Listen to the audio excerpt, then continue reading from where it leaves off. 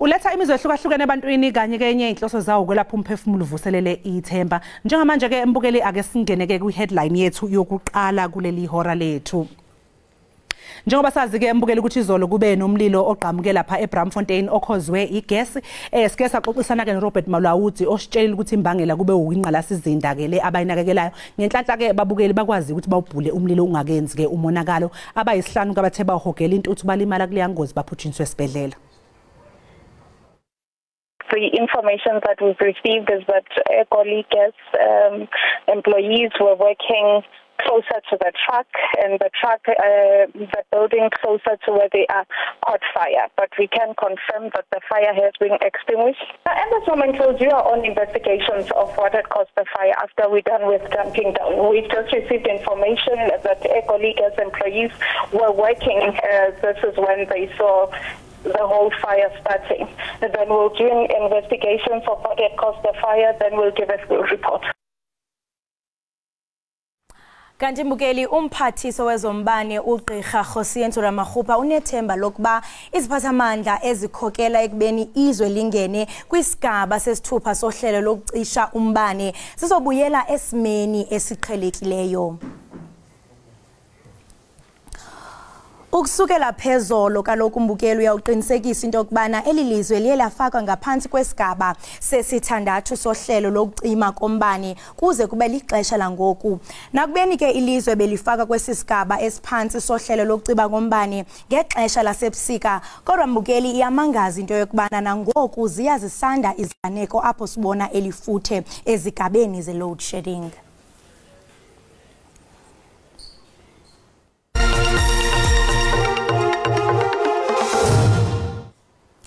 Kusheke insuku ezimbini kuphela iqala indebe yehlabathi yombhoxo eFrance. Amaqela ke yaqale kwakule veki ipheleyo ugaleleka kwiinkampu zawo kwelalizwe. Amabhokobhoko ke njengentshatshelo ezikhuselayo amkelwe ngezibele kwindawo aza kuzinza kuyo eToulon.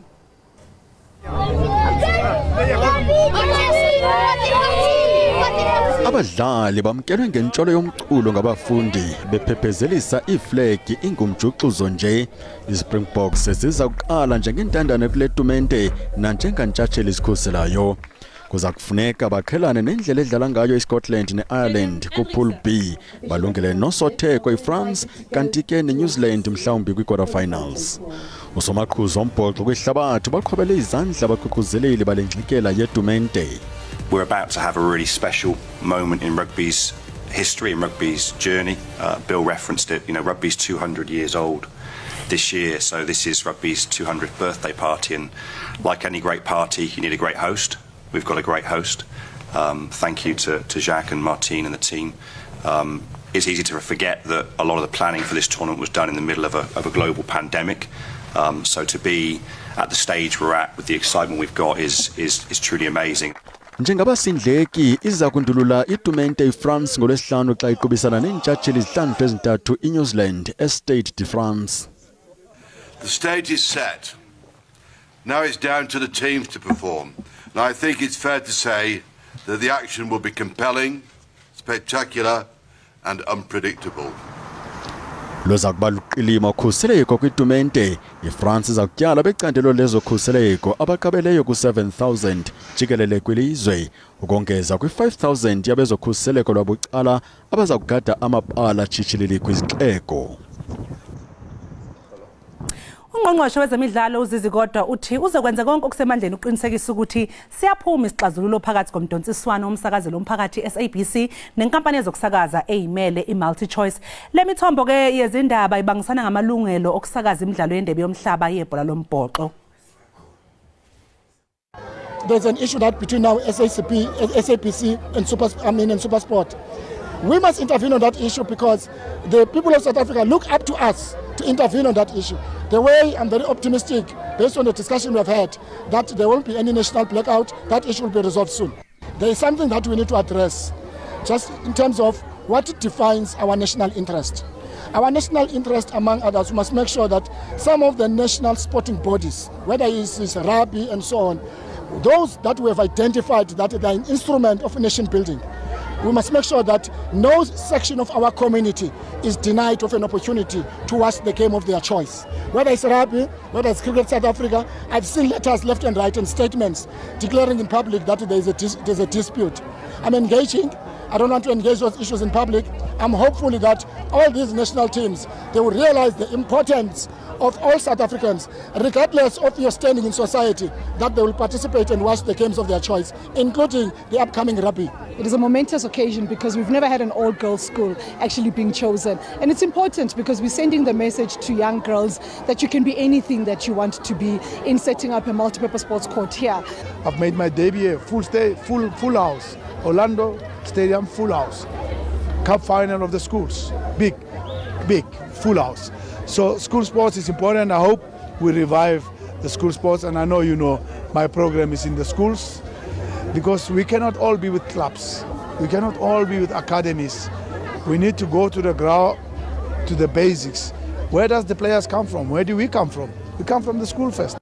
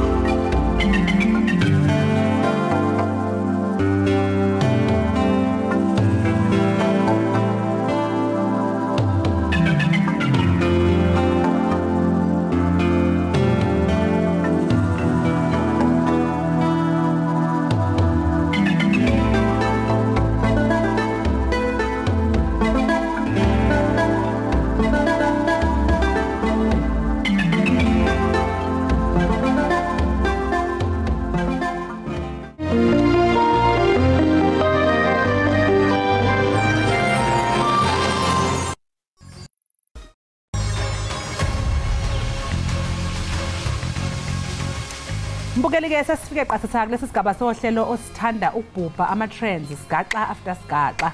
Yes, singenile khulu kuthi phakathi uyaqonda ukhumbule kaloku Mbukeli into kubana si Ekhaya Jikelele sithe qolo sijonga kaloku eziqhubekayo nezisematheni xa sijonga ke kumakhasi onxibelelwano ka x.com kanti ke Mbukeli i-hashtags ezitheza phala phambili namhlanje siyaphawula Mbukeli into kubana #stage6 uphala phambili Eskom asithi ke Mbukeli sifumanisa pha ku #stage6 uMzantsi Afrika ke uye wasiwa kwisigaba sesithandathu sokucuthwa kombane ngorhatya langomvulo emva kaloku lithe laphulukana neeyunithi ezimbini zokuvelisa. Ungqongqoshe wezogesi kudokotela uGosiyen Sura Mohupa uthi umbhidlanga wokulungisa ingqalazinda yogesi ube nomthelela kakhulu ke ekutheni izwe lifakwe ngaphansi kwesigaba sesithupha sohlelo lokucisha ngogesi. Ngenhlanhla ke Mbukeli kulendeleke ukuthi ke mhlawumbe ziye ngokwehla nje igaba zohlelo lokucisha ngonga. Ake sizwe ukuthi ke bathini ababukeli lapha ku ox.com. Umbali Nzimande uthi crazy that we believed that under the radar was the answer. Usakhuluma ngo-100 the rater kade hamba u-100 the rater mfethu wayela lephesha oyela ngiyayifundisela manje kwenye amanyuvesi le. Uthini u-advocate Berry Roo Kholos? Uthi u-Advo Berry Rooks uthi Brian Molefe is still there, utilize his skills. Yathi dokubana uBrian Molefe usekhona makuqongwe kujongwe ezakhe izakhono. Mhlawumbe lokho ukushiswa ukuthi ngesikhathi uBrian Molefe sasekhona ephethe load shedding yake yathukuma. sase nje kwase kuyindaba esekuthiwa ihistory sasingasazi nokuthi yaba khona uYan van Riebeeck ke yena ngo1652 uthi that fraudulent of a minister has been holding useless press conferences and pushing PR stunts instead of fixing Eskom. I guess xolise embukeli ngamagama athe umsebenzisi wex.com lapha wasebenzisa useless akusiwo namagama ke esiwagqugquzela uthina la njenge SABC kanye nekhaya Jikelele. I-hashtag yesibili ke ikhona ke embukeli ethi #Bramfontein ake sizwe ukuthi kuthiwani khona sokhumbula phela ukuthi kuqhamuka umlilo lapha eBram lo okuyizo nje indaba ehamba phambili ke osuku namhlanje kodwa ngenhlanhla ke akubanga bikho umuntu ophangalalayo noma oshona kuleya ngozi abahlana balimalile ke babe sebephuthunyiswa esibhedlela lengozi yenzeke lapha kuDikorte kanye noBeta Street ake sizwe ukuthi ke bathini ababukeli ku x.com mayelana nodaba laseBramfontein uaphelele Jody uthi I can't believe we are literally witnessing Johannesburg collapsing right in front of us. Bramfontein wasefaka ke inhliziyo eziphukile lapha yakuthi inhliziyo yakhe ihlunga lokho ukwenzake leBramfontein. Uthi South Africa needs a movie called Johannesburg is Falling. Explosions and fire left, right and center. Go. 4:10 indlu yawa eBramfontein. Hey, kuyabonakala mbukeli into yobana ngenene nyani. Hey andi yamkhasa Johannesburg is falling ngenene. Kungekudala ibi-gas explosion just a month ago. Sithe sajongile nako kuyatsha kwi-building yase-Osindiso pha eMarshall Town. Yizolo kuseBramfontein. Kukhale nyonini. Kuncembe sijonge ke abanye baphefumule besithini. Mutu wa Mudimo uti being downtown Joburg, Bramfontein and surrounding areas is very risky and extremely dangerous nowadays. Ngenene uyathi into kubana xa ungabe mhlambe ungumhlali wapha eGauteng eJoburg eBramfontein akuyiziphaluka noko ubomi bakho busesichengeni kuba hey indlu yawa every day. Kuncembe sijonge ke abanye babakhona nabathe basibhalela ngoku ke singena ku #KholekaGcaleka. Ihlukene ke phela imbono kholosa malungana nesiphakamiso sekomiti leParliament lokubu advocate uKholekaGcaleka aqokwe njengomvikeli omphakathi olandelayo. Abanye abantu abacabanga ukuthi kulungele ukungena kulesi sikhundla. Manje imbono yashayishayana ngoba bakhona abathi bona hayi babona ngazi ukuthi usekulungele abanye bathi cha. Siyaqonda kaloku mbukeli into yokubana iofisi yomkhuseli woluntu kwiminyaka yakutshanje ibingqongwe zingxokolo njengoko kaloku umkhuseli woluntu okhoyo enqunyanyisiwe. Mntaka sekhaya siyabonakala into yokubana ingxoba kaxaka ixake umxhaka le masijonge ke pha ku x.com baphefumule besithini ngalomba. Overall, politicians must follow yathi into yokubana eresponda ke ku SA Breaking News uyathi into yokubana we need a public protector and KholekaGcaleka is the right person who would not be manipulated by some politicians who goes and gives her information which she gave the politicians in the first place to try and implicate others. Uyathi ke overall into yokubana siyamdinga umkhuseli woluntu kwaye ke uKholekaGcaleka ngoyena mntu ambonayo into yokubana ukulungele ukuba sesikhundleni kuba uyathi into yokubana noko ligorhe lingenabatha elingazuthatha macala kuba uyabonakala into yokubana isikhokelo sakhe nesimilo siyawufitha lo msebenzi wokuba abe ngu-public protector. Kuncembe sijonge embukeli into yokubana abanye bephefumule besithini. Ubhalile noThakhasayo uthi yena the public protector SA is an office that helps those with no resources to go to the High Court to fight the well-resourced, powerful state organs and state functionaries. Appointing someone like KholekaGcaleka will ensure that there will be no consequences for ANC politicians. Impela nje wabesishilo ukuthi imbono cha iyaphikisana abanye bacabanga lokho abanye bacabanga lokho. Ngabe sasekhona umunye ophawulile mayelana no #KholekaGcaleka? Yes, mistress of electricity. Yay! Hayi jonga sana abantu bayazidiya ku x.com. But everyone who is complaining about advocate KholekaGcaleka being our next public protector want the position for themselves. Inkinga yabo amaphepha kuphela. Ayike mbukeli ke sesiwabamba lapho ke ama trends wethu ebesinawo namhlanje njengamanje ke mbukeli sekubalekile ukuthi siyitolo siyokhokha izikweletu. Uyasifuna kaloku uzibhaqa sekuthiwa cimi kwalapha e-studio. Asithi qhwe evenkeleni isithume umntwana ngaqosha laze siyabuya emva kwentengiso.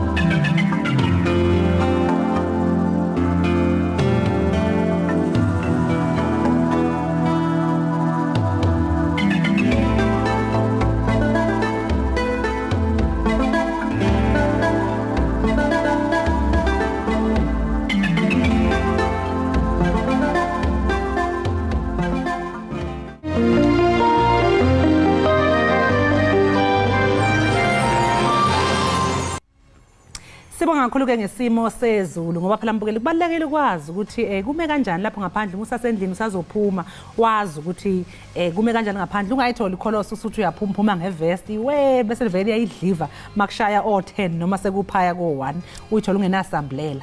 Hey kodwa mina ubangaba mhlambe ndiye ndahlela a day before banza nxiba ivest. Rain or don't unsatshintshi. One thing about me, if ndizixelela bajonga ndizawufaka unomcrop wam ubaliyana lizawuna kwi crop asoze shame andizitshintshe plans. Uzawungena phuma ndithi andithi ungeni yonke into iyangena iyaphuma khonto ehlelayo andithi nidla ngokumotivate apha abantu bayi nyamezela khonto engaphumi. Asivele siqhubekeke neindaba zethu. Ewe SABC lahlekelwe isizumbulu esicela ku 1.1 billion wamarandi ngonyaka wemali u2022-2023. Ibhodi ye-SABC ithi indlela ekubonelelwa ngayo elijelo ngezimali ayisebenzi. Ithi indlela yokwenza imali edodobeleyo ebonelela icandelo likawonke-wonke ayikwazi ukuzimela. This board is inheriting an institution which is reporting or which has reported a loss of 1.1 billion as at the end of March 2023. And it's worth noting that if one looks at the recent past, the SABC has been on a recovery trajectory. Ngaphandle koko kukwakho nombandela wamalungelo ezemidlalo iSABC ethi ayatyabula ngexabiso kungekho nzuzo. We are looking at alternatives that can enable us as the SABC to broadcast this rugby without entering the reckless trading environment where we take these rights at excessive price. Once we get the Rugby World Cup right, it is still impossible for us to monetize it because they've already locked up all this around that. Ibhodi ithi imali ze-SABC besele ziphucuka. Kodwa ilahleko ye-1.1 yebillion zerandi ibuyisele umva yonke lonto yabangela ukuba nesibonelelo semali elijelo ebesilifumene singabi naziqhamo. Tingulama Amatya wendaba ze-SABC. Ayike mbukeli sibambe ngazibini ngokuba usahleli nathi apha ekhaya Jikelele uyaqonda ukhumbule kaloku into yokubana sithe qolo sikuzisela indwendwe ezawuqiniseka into yokubana uyaxhobiseka ngobume bempilo nako konke okuqhubekayo. Enye yezinto ezibalulekileyo mbukeli kukuba sixhobise ngempilo wena mamtshali. Kwaye nje kungekudala sawuqhagamshelana nogqirha ozasixelela banzi ngemiba ye-miscarriages. Uyaqonda into yokubana baninzi abantu abachithekelwa zizisu abathi ke i-early miscarriages. Ukuthi nje abantu abaningi mhlawumbe abanalo ulwazi lwanele or masicabanga singabantu asazi ukuthi kanti kuleli zinga so ke uzosiza udokotela ukuthi asinike nje insight on it enjalo kanye. Kanti ke mbukeli sisathetha ngomba we-miscarriages ukhulelwa ke lixesha elibalulekileyo kwimpilo yengqondo yabasetyhini kwaye liphawula unxibelelwano olukhulayo phakathi kukamama nosana. Kodwa ke ngelishwa ngenxa yeemeko ezingalindelekanga ukuphulukana nesisu kuthintela ukhulelwa. Ukuphuma kwesisu kwangaphambili kubhekisela ekulahlekweni kokhulelwa kwitrimester yokuqala. Uninzi ke lokuphuma kwesisu kwenzeka ngaphambi kweveki ezilishumi zokukhulelwa okanye ukuphulukana nesisu kwenzeka kusekutsha kakhulu kwana ngaphambi kokuba owasetyhini aqiniseke ukuba ngenene ukhulelwe. Ukunaba banzi ngalomba kaloku siye sakrweca ugqirha Mthembeni Tebelele sawuqhagamshelana naye ke emnxebeni. Masikubulise sikwamkela gqirha Tebsa sikwamkela inkqubeni yethu ekhaya Jikelele. Manibulise kuwe Kholosa neteam yonke kamabonakude ndibulise bonke abantu abalapha ngalentsasa. Thank you. Ewe bayabulela nabo bayabulisa kananjalo. Xa sijonga gqirha Tebelele ngokwezonyango ukuphuphuma kwesisu kwangoko kubizwa ngokuba kungaphumeleli kokukhulelwa kangoko. Oku kuthetha ukuba ukhulelwa akuzange kube kanti kuyaphuhla. Phantse zonke ke i-early miscarriages bangelwa zimeko ezingapha yakwamandla omntu nabani na mhlawumbe kwaye zazimiselwe ukuba zenzeke. Ungathi mhlawumbe uxhobisa umbukele ekhaya zithini impawu zokuphuma kwesisu kwangoko? Impawu zophuma kwesisu kwangoko mandiqale nje ngohlola amagama amabini khona into ekuthiwa yi-abortion kube khona into ekuthiwa miscarriage ngamagama lawo esithanda uwasebenzisa interchangeable. I-abortion inayo i-element into yoba inga-intentional, inazo khona izinto ezinokwenziwa ngabantu ezinokwenza uba isisu siphume including oogqirha. Then i-miscarriage yi-accident, yingozi into yoba isisu siziphumele ngezizathu. Sezizintlobo ngeentlobo ke, ezinye zisenobonakala ezinye zisenobonakala, but iimpawu ezibalulekileyo kuba ibhinqa lethu lingabona usopha apha ngasezantsi ube uzazi uba ukhulelwe, ubuyenzile i-pregnancy test ikakhulu kwezi nyanga zintathu zokuqala ubone usopha into engapheliyo, yisayini yokuqala okanye symptom yokuqala leyo. Then uqaliswe sisiluma, le nto kuthiwa kulunywa, iintshukumo ezenzeka apha esibelekweni ezibonakalisa uba isibeleko siqalile ukuzama uphushela le mfukamo ngaphandle. Xa ngabe wophe kakhulu through le process yophuma kwesisu unako ubona uweak, omnye umntu unode acollapse, le nto kuthiwa yi-hypovolemic shock ngenxa yokopha kakhulu. Then kube khona abantu abanofumana i-miscarriage bengakhange baqaphele noba bafumene i-miscarriage, le nto kuthiwa yi-missed abortion. Iphume laa nto ubuyithathile iseliqhakuvana nje elincinci elingavakaliyo, ubone umensa kanti kulaa menso ukhona into ibisele izawuba ngumntwana. And then kube khona i-miscarriage enokwenzeka kule nto sithi second trimester, that is kwezi nyanga zintathu zesibini, because yonke into ophuncuka komntana eyenzeka phambi kweveki ezimashumi-mabini ukhulelwe ifolisha kule nto sithetha ngayo namhlanje kuthiwa yi-miscarriage. Then sele mdala ke ngomntwana phakathi kwezi veki zilishumi kumashumi amabini izawuvakala into yoba uzawuluza i-pregnancy, uzawulunywa ngamandla, wophe ngamandla, then kwenzeke into yoba ide ibe iyaphuma. Nazo ii-symptoms ezigqamileyo kukopha nokulunywa ube uzazi into yoba ukhulelwe. Ungathi gqirha ke ngoku zeziphi mhlambe iimeko zempilo okanye imikhwa enokunyusa amathuba ukuba kuphume isisu kwangoko, kwaye yintoni ongathi mhlambe ibangela ukuphunyelwa isisu kwangoko? Kwiimeko zempilo iqala ukuqala into yoba lo mntwana ucwangcisiwe na, abantu bacwangcisa ukhulelwa akho sigulo anaso na umama. Zikhona izinto nomitha sele unazo, umzekelo umitha sele uneswekile usemngciphekweni, so funeka uqinisekise into yoba iswekile le kamama iphantsi kolawulo oluluqilima and kulungiswe namachiza lawo asebenzisayo ahambelane nomntu ozawukhulelwa. Izigulo ezinjenge-high, uphakama kwefuthe legazi ngakumbi xa lingalawuleki okanye ngokwamachiza lawo asebenzisayo kufuneka ahambelane nomntu ofuna ukukhulelwa, and amanye akahambelani noba umntana angahlala kakuhle, izinto sithi zi-side effects. Uba unesifo sokuxhuzula naso uthi make sure uba siphantsi kolawulo. Zizigulo ezo ezinto sithi zi-maternal illnesses or conditions ezinobangela isiphumo esibi ezibangela into yoba umntana abe uyaphuncuka. Kunokwenzeka ke kubekho into eziyamene nempilo general kamama, mhlawumbi umama lukhulelweyo ngumntu onesifo sentliziyo, then kubonakala into yoba apha ekumitheni akazukwazi umelana okanye ukuthwala esi sisu de siyofika ekugqibeleni. Then oogqirha okanye abantu bamphetheyo bacebise into yoba kubhetele esi sisu sikhutshwe ngenxa yemeko yempilo kamama.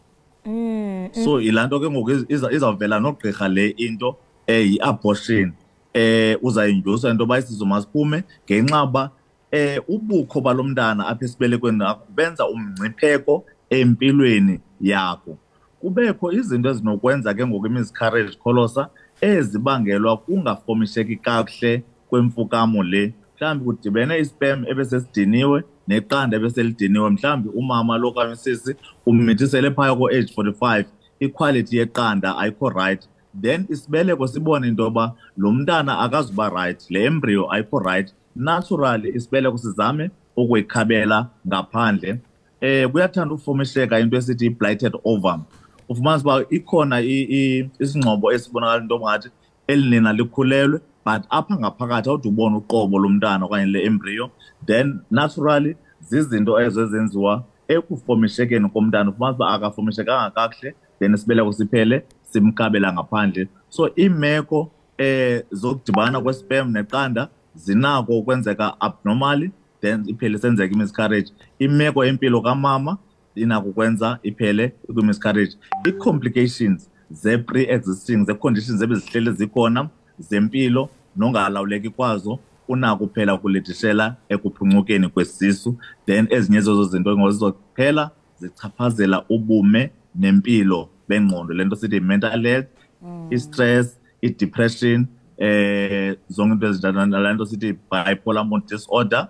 And then ke ngonasemva kuba yenzekile miscarriage le, then zikhona izinto ezinoba zizilonda ngokwasenhloko nakwimpilo yengqondo. Iyavakala Gqirha Tebelele.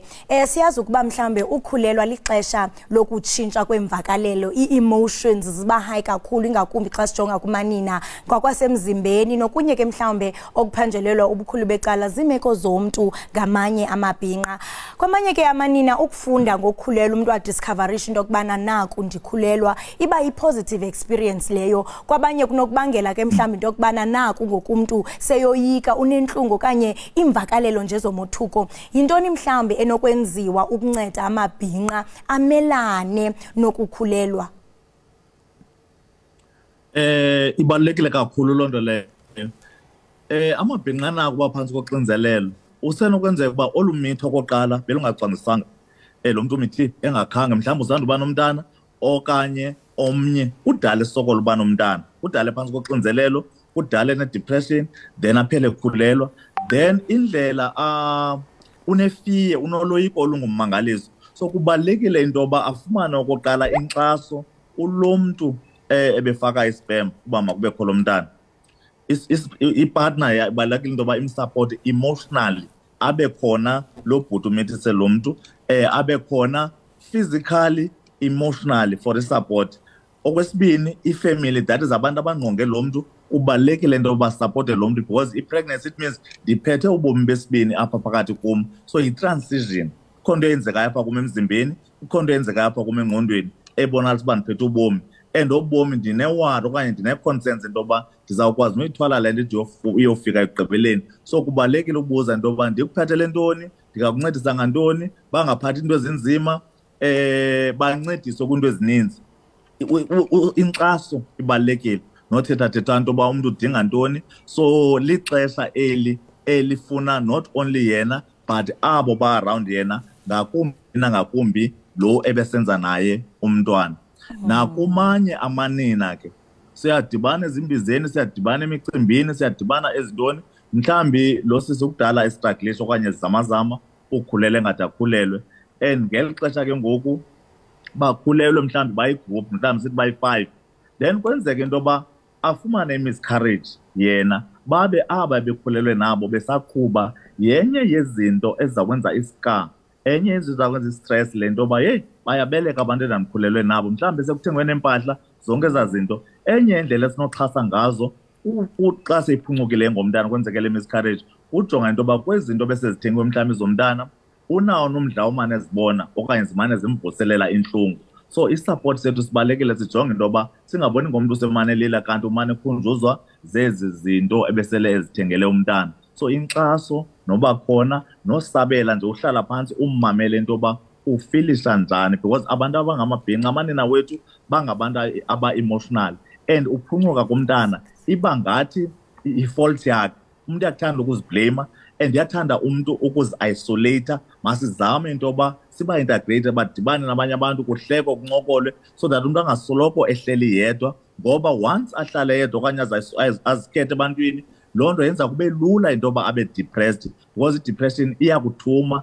Kukho into ekuthiwa zii-neurochemicals ebengqondweni ezifuna uba hlala wedwa, then kulula nobona umntu ekhomotha i-suicide ngoba ezithatha into yoba it means mna I'm not a mother, andikho fit enough to be umntu ongumama, andizukwazi uba nomntana. Zonke ezo zinto zinida i-support nakuthi thina amabhinqa, thina abantu banemvakalelo efanayo naye, then nakuthi thina abantu bangamadoda bayazi into yoba siyi-part of the equation. Umitho akokudonetha nje spam then sisonge izandla. So nazo into emandiziphakamise eziphambili, inkxaso emotionally, psychologically and physically. Ndiyayithanda kakhulu wena gqirha lento ichaphazelayo into kubana inkxaso ngamandla kuba ngenene umuntu xa ezawufumana inkxaso kule macandelo watshoyo into kubana psychologically emotionally into ethi ke mhlambe noba kuzawufika ezangcinga zokuba umuntu athi hey khawuthi ndithathe itawulo okanye khawuthi ndizixhome uzawucinga into kubana noko ingqondo ikwazi ukuthomaniseka ingakumbi ke xa sijonge emakhaya kuba kunamagama ababizwa ngawo ufumanise kubizwa amagama kuthiwa hey ulidlolo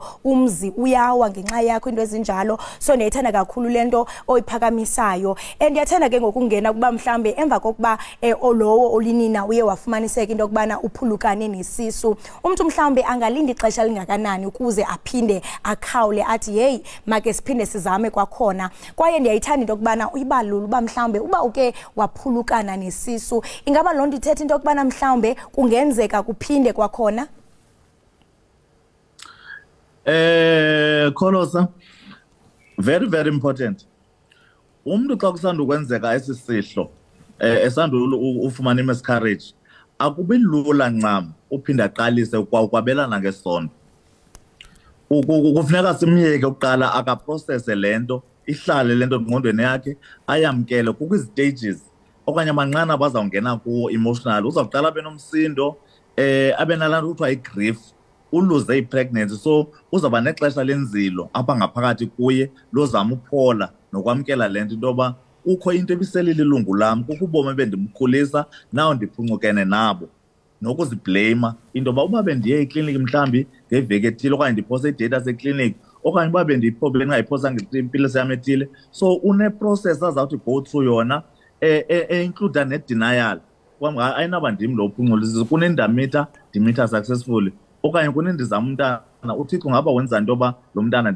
so zonke ezo zinto i-denial desikafike kwistage sokwamkela intoba nyhani lo mntana uphunxukile then azobona intoba ndinalo na ithuba lophinda ndikhulelwe kuxhomekeka intoba bekutheni ize ndiluze and ixesha elininzi netim le yezempilo isenongabi nangcaciso ithe vetshe icacisa intoba utheni uzube kanti ufumene le miscarriage ufumanisa uba awunapressure awunaswekile awuxhuzuli awukho any medication so awufumani nkcaza especially kwezi nyanga zintathu zokugqibela 42% ze-miscarriages zenzeka kulaa period kungabikho nto uzayifumana nesihlahla so zezinye zezinto ezinokwenza kube nzima ude ufikelele kwesaa stage sokwamkela then uphinde uqalise ke ngokuwenza omnye umntana kufuneka sithi make sure intoba uready na mentally ngokwasengqondweni uready for ukwabelana ngesondo okokuqala because i-emotional nto ukwabelana ngesondo usenoba tense usenongazinikezeli usenoba nemvakalelo yale nto isanda ukwenzeka then uphela uphinde umdla ulanduka ucima sinento esithi hypoactive sexual desire disorder ungavukela usenoba nomdla but umzimba wakho ungarespondi okanye usenovukelwa but ingqondo yakho ingabikho kule nto lento sithi loss of libido zinto ezinokwenzeka ezo emva kwe-miscarriage then umitho ke ngoku once ube ready for isondo then ungaqalisa ke ngoku i-chances zoba ungakhulelwa zona azonakalanga but uba uyayazi uba ibiyintoni ebangele lena then uswekile uyilawule uba ibiyi-pressure uyilawule ngamandla enkosi kakhulu gqirha sibambe ngazibini ngexesha lakho nokuba uxhobise ababukeli bethu ingakumbi xa kuziwa kulomba wokukhulelwa siyathemba into yokubana bafunde lukhulu lo ke mbukeli besithetha naye nguye ugqirha uTebelele esixhobisa ngakumbi mbukeli ngezinto mhlambe okanye impembelelo engenza into yokubana wena ulinila uphulukane nesisu kusekutsha kwaye sitsho ke nemiceli-mngeni oyothi ujamelana nayo ecebisa ke into yokubana noko iyadingeka inkxaso xa uzibhaqa ukweso simo masithi iqhubeke mbukeli evenkileni qiniseka uyindawo ubukele ekhaya jikelele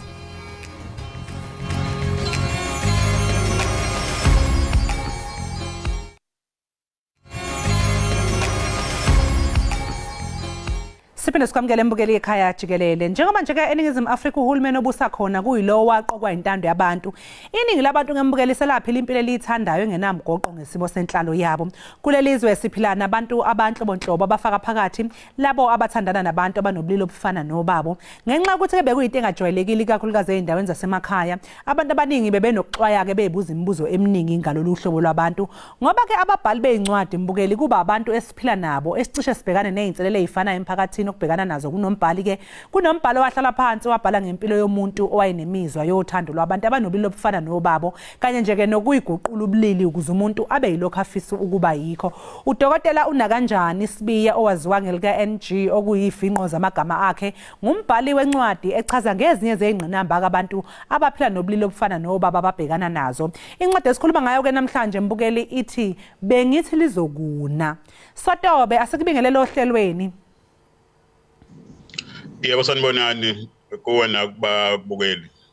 Dokotela uSibiya lencwadi ethi bengithi lizokuna iqukethe igameko eziningana ezehlela umhlengi ngelo wayenemizwa yothando labantu abanobulili obufana nobakhe. Yini nje mhlawumbe yakwenza ukuthi wathatha usiba wabhala lencwadi?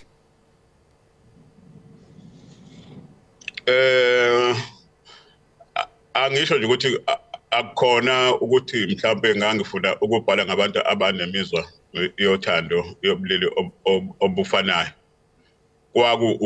Ukubhala ngesinye isimo somuntu olahlekelwa yikho konke ngenxa yothando. Kwase kuba ukuthi mhlambe iyiphi into engase ishiye umbuzo ukuthi ubengenze njani ukuba ulahlekelwe okuningi kanti mhlambe akukhona lokho abekulindele. Belindele uthando bezitshela ukuthi umuntu athandana naye ulokho abekufisa bese ethola ukuthi kanti umuntu ohlukile. Umbuzo ososala ukuthi uzokwenza njani ke manje uma ezetholela lamaqiniso. Ngakho kwaba ucabanga izimo ezahlukahlukene lapho umuntu egcinene angasayithole esesimeni esinjalo. Kwase kufika umbono noma inqondo othi engenze njani uma ethola ukuthi lo muntu abezitshela ukuthi owesifazane wake waba umuntu wesilisa kwayo washintsha ubulili. Ngakho ke isiqalo akubanga ukubhala ngabantu abathandana nabo ubulili abafana nabo kodwa kwakubhala indaba ephathelene nothando ulahlekelwa egcineni uthola ukuthi lokho obekulahlekele akukhona lokho obuzitshela ukuthi uzokuzuza esikhundleni sakho. Dokotela umlungisi oqavile ke kule ncwadi umhlengi ugcineni ke lesibedlela eyohlinzwa ukuze phela guquke abe umuntu wesifazane njengoba nawe usushilo ayekufuna nje umhlengu ezephenduka umahlengi waye ngoba nje eyifunela injabulo. Ingabe uyayithola injabulo umahlengi ke phela dokotela kwazise selifezekile iphupho lakhe?